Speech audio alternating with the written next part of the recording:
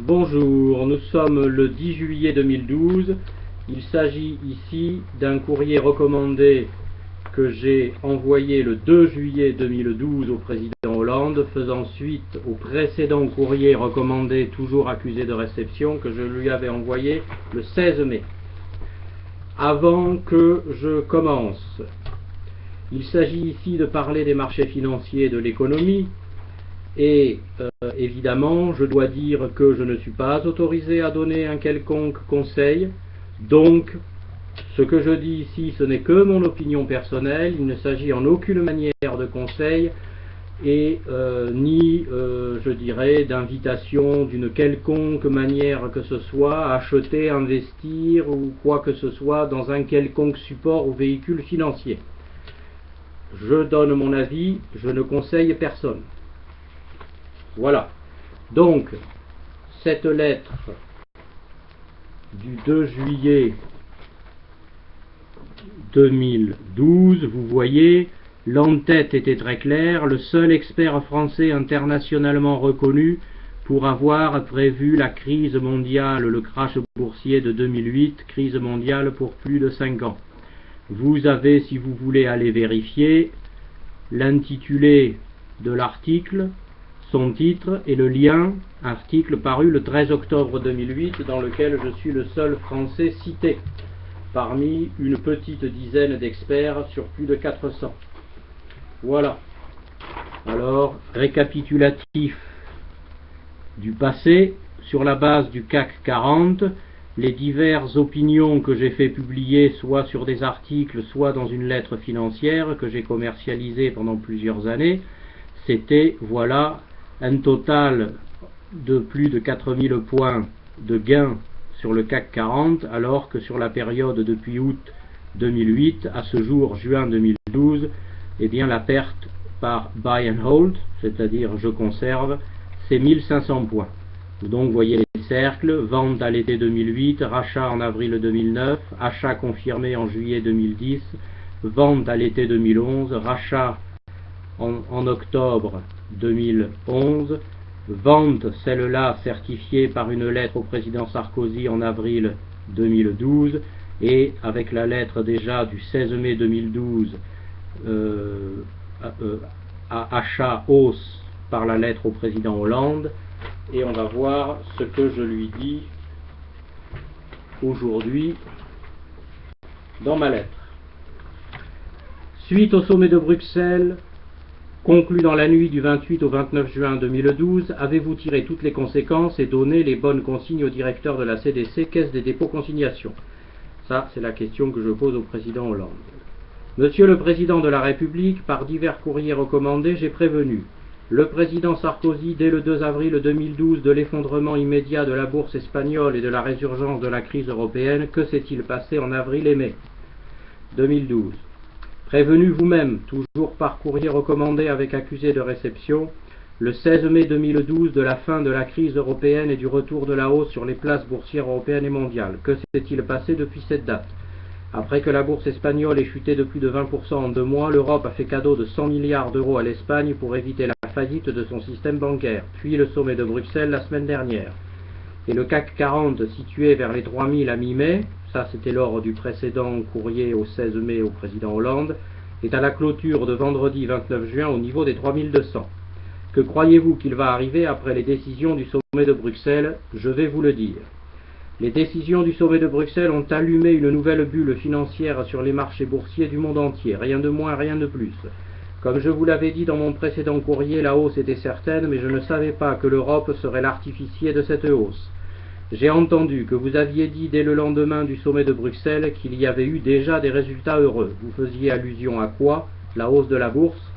Effectivement, grâce à vous et aux décisions que vous avez imposées à la chancelière allemande Madame Merkel sur le refinancement de la dette européenne, la bourse américaine va bondir pendant environ 3 mois dans une réplique à l'identique de la hausse de décembre 2011 à mars 2012. Bien sûr, les places boursières mondiales vont suivre le mouvement. Les faits, je ne sais pas si c'est la vérité, mais ce sont les faits, c'est que l'Europe, avec votre appui majeur, a en fin de compte travaillé pour le bénéfice des financiers et des riches aux États-Unis et en Europe pour les 3 mois à venir, creusant encore plus l'écart entre les riches et le reste de la société aux États-Unis. Et en Europe, bien sûr. Avec la place prépondérante que vous avez prise dans les décisions de ce sommet à Bruxelles, vous portez à cet égard une responsabilité de premier ordre. Vous ne pouvez pas faire semblant de ne voir qu'une des deux faces de la pièce. Si l'on met face à face le résultat du sommet de Bruxelles, un gain énorme de pouvoir d'achat en seulement 3 mois pour les riches et les possédants par le biais de la bourse, et les 2% de hausse du SMIC que vous venez d'accorder, je crois que vous allez comprendre aisément à quelle vitesse votre cote de popularité va chuter. Je vous ai proposé mon aide et mes conseils, vous verrez bien vite que vous avez tort de les refuser par le silence. Vous auriez pu en même temps faire le sommet de Bruxelles et créer un fonds social en France, disons de 100 millions d'euros, qui placé sur la bourse américaine dans les 3 mois à venir rapporterait 10% avec une gestion de papy, mais plus de 20% avec des techniques modernes sans risque dont je suis le constructeur et l'inventeur à ce jour. Soit 20 millions d'euros. Cela ne serait certes qu'un symbole, mais vous pourriez être un président moderne en redistribuant cette somme au peuple qui en a bien besoin. Si vous faites le jeu des financiers et des riches sans montrer que vous êtes capable de comprendre ce que vous faites par des mesures concrètes comme ce fonds social, vous serez celui qui dénonce la finance par des mots pour faire le jeu des riches par les actes.